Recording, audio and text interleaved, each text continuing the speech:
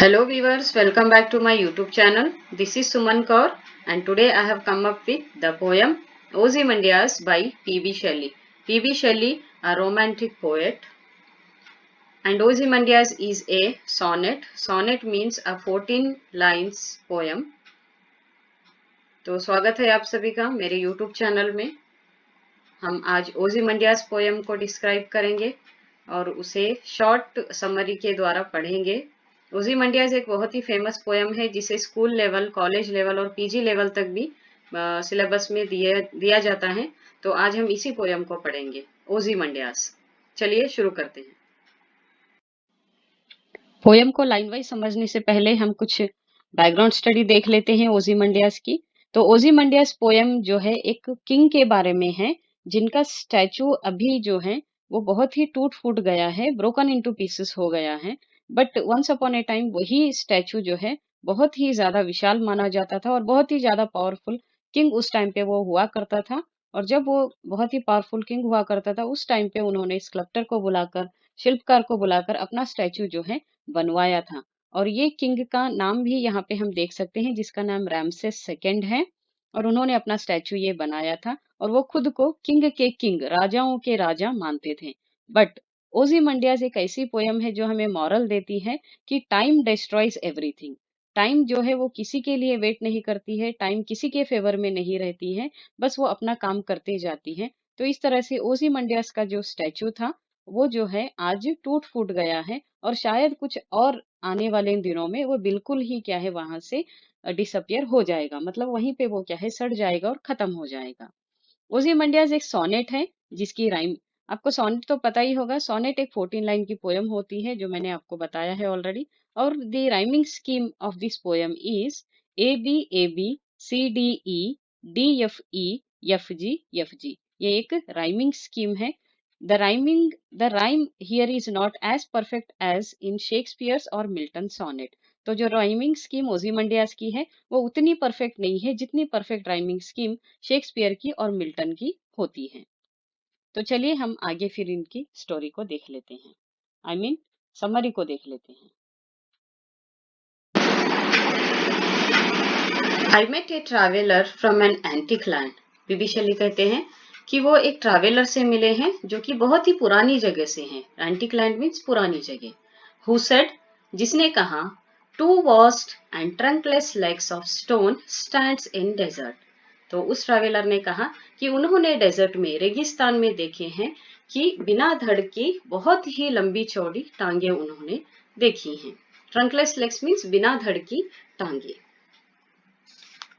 Near them on the sand, वहीं पे पास में रेतीले जो है प्लेस में उन्होंने कहा फिर आगे, हाफ संक अ शैटर्ड विसेज लाइज।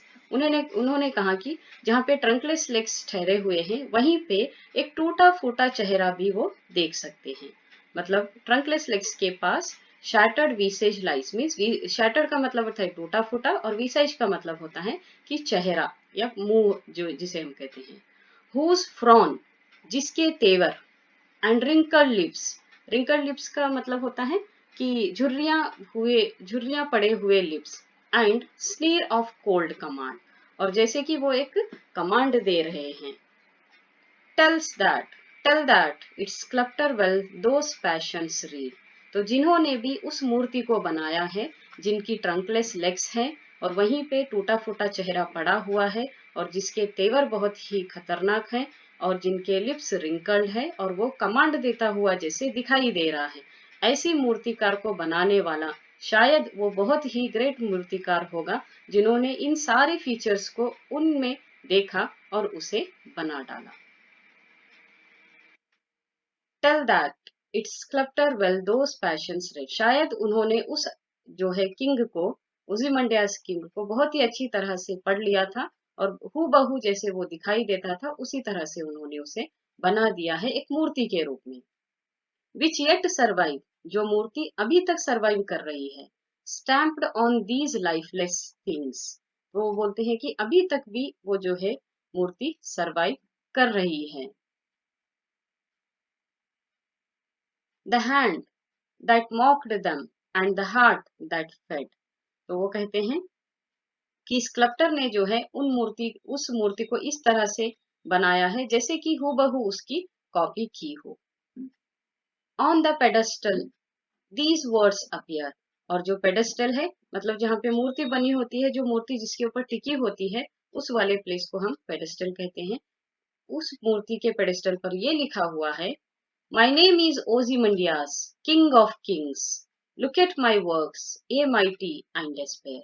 तो उस पेडेस्टल में ऐसे लिखा गया है कि मेरा नाम ओजीमंडियास है और मैं राजाओं का राजा हूँ, और देखिए मेरे वर्क्स, छोटे और बड़े, ऐसे करके वो अपने आप की तारीफ यहाँ पे लिखा हुआ है उस पेडेस्टल के ऊपर। But nothing beside remains, but अब यहाँ पर कुछ भी नहीं है। राउंड द डिके, सब कुछ खत्म हो गया है, सड़ गया है। Of that colossal wreck, boundless and bare, the lone and level sand stretch far away.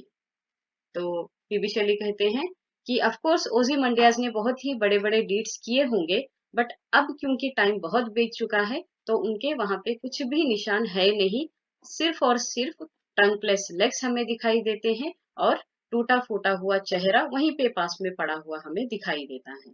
तो ये है पोयम ओzymandias बाय पीबी शैली, जिसका मॉरल यहाँ से निकल कर आता है कि लाइफ में कुछ भी जो है परमानेंट नहीं है। इवन पत्थर भी किसी ना किसी दिन कभी ना कभी वो भी क्या है, डिसअपियर, वो भी क्या है, हो जाएंगे डिसअपियर, और वो भी क्या है, सड़ जाएंगे, खराब हो जाएंगे, टूट जाएंगे।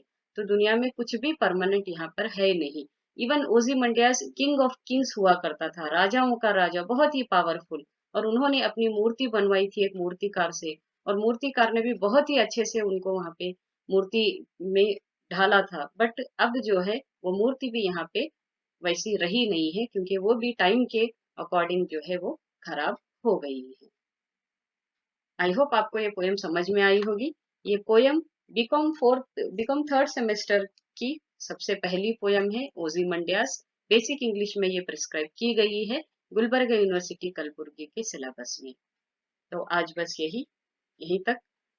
फिर हम देखेंगे अगली कुछ टॉपिक्स बीकॉम थर्ड और इवन फर्स्ट सेमेस्टर की भी।